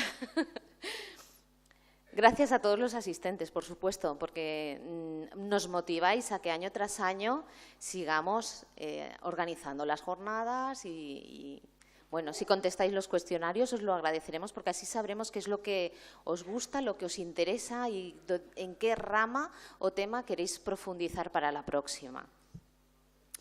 Quisiera dar un especial agradecimiento a Miquel Real, porque nos ha hecho un diseño precioso de un Te Amo espectacular y nos ha hecho un donativo de varias piezas para que todo el beneficio de la venta sea a favor de Aspau. Y después va a seguir comercializando este Te Amo en venta online y parte de ese dinero será un donativo para Aspau. A la falla sueca, Literato Azorín ja hablau inclusió, porque aunque no lo sepáis, hemos hecho este año un cangureo, hemos podido tener canguros para los papás que tenían niños y no sabían qué hacer para poder asistir a la jornada. Bueno, pues estas dos entidades, una nos ha cedido el espacio y Blau inclusió. Sí, dime. Cuba Literato Azorín, gracias por la aclaración. Es importante. Entonces, gracias a ellos también. Y bueno, ya paso a dar las gracias a todas las ponentes, espectaculares todas, espectaculares. A María José Mas, siempre cuando hago la clausura me gusta hacer un poco de recordar o de sacar pinceladas de cada ponencia, que pese a toda la información, pues a mí personalmente o a persona de la Junta nos ha llegado, ¿no? Frases en concreto. Entonces, de María José Mas, de su ponencia El cerebro del autismo, del gen a la conducta, quería destacar: mediante el juego, el niño enseña el aprendizaje que adquiere del mundo adulto, el aprendizaje. La adolescencia, donde hay hormona, no manda neurona. Es preciosa. El medio y la expresión genética siempre van entrelazados y dan lugar a una cognición única y, por tanto, una personalidad única. Creo que son frases contundentes. María Llorente, muchísimas gracias por su ponencia La ansiedad en las personas con TEA, y de ella destacar qué nos dicen las personas con TEA. Pues destacan la palabra miedo. Concienciar es poner esfuerzo por las dos partes, comprensión y tolerancia. Entre el 42 y el 79% de las personas con TEA tienen también un trastorno de ansiedad. Para abordar el tema de la ansiedad no solo se puede intervenir sobre los rasgos del TEA, sino considerando también los entornos físicos y sociales. A Sasha Sánchez, muchísimas gracias, Sasha, por el donativo físico de pulseras y pendientes que hemos estado vendiendo en la entrada, que los ha hecho ella personalmente de forma artesanal. Muchas gracias. Y, por supuesto, por tu ponencia. Ha sido espectacular. Siempre es muy gratificante que alguien que dentro del espectro, en este caso con Asperger, nos cuente de primera mano cómo vive y cuáles son sus dificultades. La normalidad es un valor de frecuencia, no de calidad. Para las personas con TEA, el mero hecho de vivir en sociedad ya supone una evolución favorable. La discapacidad depende más del entorno que de la persona en sí. Con los apoyos adecuados, la inclusión sería posible. Y Carmen, ya no me cabían más cosas en la hoja. Has dicho tanto que también ya estaba yo ahí. Yo digo, ya no voy a poder decir tantas cosas, pero aún así quiero remarcar muchas de tus frases. En el desarrollo del lenguaje influyen bases neurológicas, psicológicas y sensoriales. La importancia del tono y la expresividad para las personas con problemas del lenguaje. La necesidad de entender para qué utilizamos el lenguaje. Las funciones comunicativas tienen un desarrollo que parece, es verdad, que siempre esperemos a que hablen, pero ¿va a hablar cuándo? Y parece que va a abrirse una ventana y de repente, ¡buah!, como papagayos, ¿verdad? No es así, ojalá. Las comorbilidades relacionadas con el lenguaje, que muchas veces perdemos de vista. Algo que a mí me ha impactado mucho, que las ecolalias son una forma de aprender, no hay que anularlas. Todo lo que trabajamos en sesión hay que llevarlo a los entornos naturales. Algo que siempre se ha dicho, pero siempre se olvida un poco. Se trabaja en sala o en las aulas, en los colegios, y después se pierde muchas veces. El gran problema del TEA es dónde y cuándo sí y dónde y cuándo no. También me ha impactado. Y como último y como colofón, pues tu penúltima diapositiva, que creo que es un buen fin para esta jornada, y es que la comunicación es un derecho de todas las personas. La comunicación es la base del desarrollo personal. Tiene un impacto central en la autodeterminación individual. El entorno ha de favorecer la comunicación. Y creo que con esto resumimos muy bien toda la jornada. Muchas gracias a todos.